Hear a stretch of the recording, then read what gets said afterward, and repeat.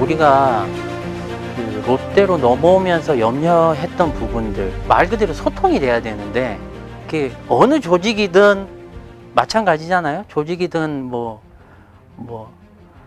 다 저도 가정이 있지만 가정 안에서도 소통이 안 되면 문제가 다 발생하기 마련인데, 과거에는 이렇게까지 이런 적은 없었던 것 같아요. 네, 롯데 넘어오면서 아무래도 이제 그런 부분은 많이 조금 악화된 것 같고, 우려가 이제 현실로 다가온 거 아닌가, 좀 이런 생각이 들더라고요.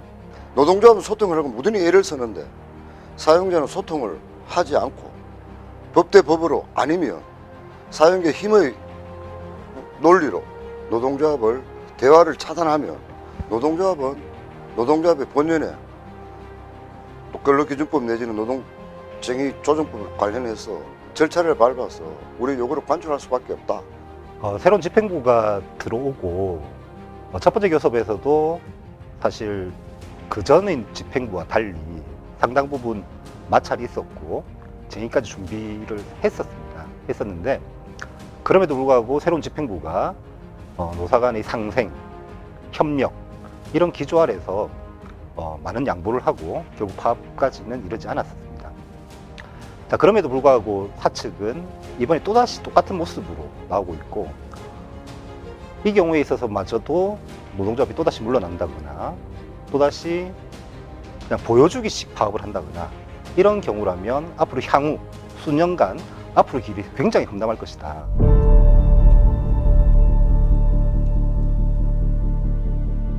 임금 협상이 9차까지 해도 아무런 변화가 없고 결렬이 됐습니다. 결렬이 되는 걸 우리 전 조합원이 보고 있으니까 너무나 좀 답답하고 안타까운 현실이죠. 근데 실질적으로 빅딜이 되면서 회사가 이때까지 적자 본 것도 아니고 계속해서 흑자로 전환됐거든요.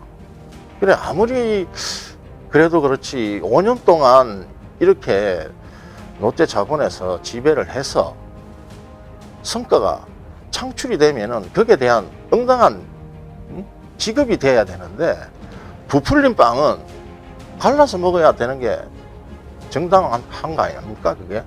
노사 간에 일단 괴리감이 이제 상당히 지금 커져 있는 상태에서 저희가 요구하고 있는 요구안하고, 그리고 사측에서 가지고 있는 그런 그 요구안하고, 이게 상당히 이제 격차가 좀 크게 발생을 했고, 그것도 이제 또 임금 협상하고도 저희가 이제 관련이 돼 있는데, 그러니까 이제 새로운 집행부가 들어서면서 사실상 사측에서도 조금 새로운 집행부에 적응하지 못하고 소위 말하는 길들이기 혹은 기싸움의 양상으로 좀 보이는 부분이 사실 있습니다.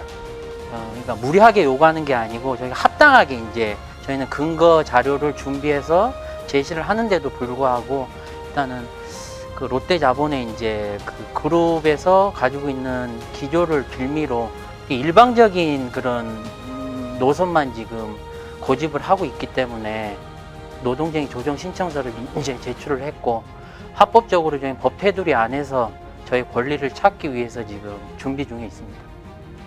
일반적으로 이제 조정 회의가 끝나기 전에 조합은 찬반 투표 절차를 거치고 찬반 투표에서 가결이 되게 되면 쟁의행위 단계로, 조정이 결렬되자마자 쟁의행위 단계로 돌입할 수 있습니다. 쟁의권은 헌법이 보장된 기본권입니다. 그래서 이것이 어떤 특정 사유에 의해서 침해되거나 박탈되어서는 안 된다고 생각하기 때문에 자신의 권리가 있다면 당연히 찾아내는 것이 맞다고 생각합니다.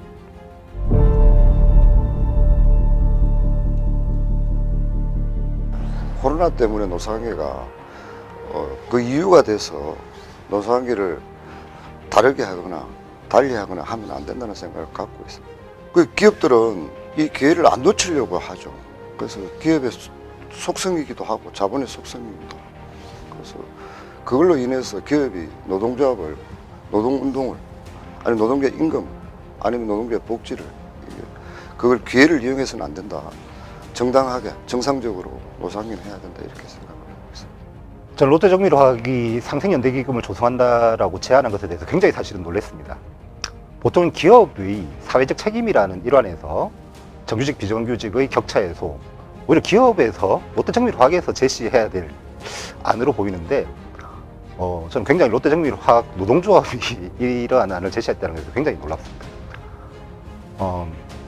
롯데정밀화학이 그간 지역에서 그리고 혹은 이 국가 차원에서 굉장한 혜택을 누려왔다면 기여의 측면에서라도 롯데정밀화학 스스로가 먼저 상생연대기금이라든지 아니면 기업의 사회 책임을 다하는 이런 입장에 서야 되는 것이 아닌가. 이제는 진짜 롯데를 못 믿겠다 하는 소리가 구구절절합니다. 특히 롯데정밀화학 같은 경우에는 지난 몇 년간 임금 인상률이 그렇게 높지가 않았습니다. 높지가 않았고, 근데 코로나라는 이유만으로 또다시 이제 많은 성과가 났음에도 불구하고 동결을 주장하는 것은 좀 옳지 않다라는 생각이 듭니다.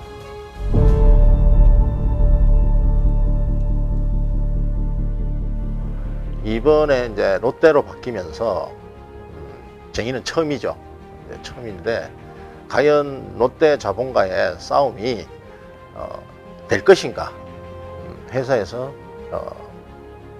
계속 그룹 얘기만 하고 실정에 대해서는 전혀 얘기를 안 하는 것 같습니다. 그룹은 법률상 개념이 아닙니다. 그냥 사실상에 지배하는 뭐 이런 기준에 불과합니다. 사실 법상의 이 주체는 롯데정밀화학 그 자체지, 롯데정밀화학의 무슨 롯데가 소속돼 있는 그룹 이런 뭐 사실상 법적 개념이 아닌 부분이어서 그것이 농구로 들어올 수는 전혀 없는 것이고, 더군다나 유사한 회사라고 해서 롯데케미칼이라는 회사가 있다고 해서 거기에 맞춰야 된다는 어떤 법적 근거도 없습니다. 없는 상태이기 때문에 롯데정밀화학이 지속적으로 롯데그룹이나 혹은 롯데케미칼의 농가를 든다면 롯데정밀화학 그 자체가 그 스스로가 스스로 사업장에 대한 결정권을 포기한 것이나 마찬가지다. 혹은 롯데케미칼이나 그들이 말하는 롯데그룹에서 이 교섭 협상에 나서야 된다. 이렇게 봐야 됩니다.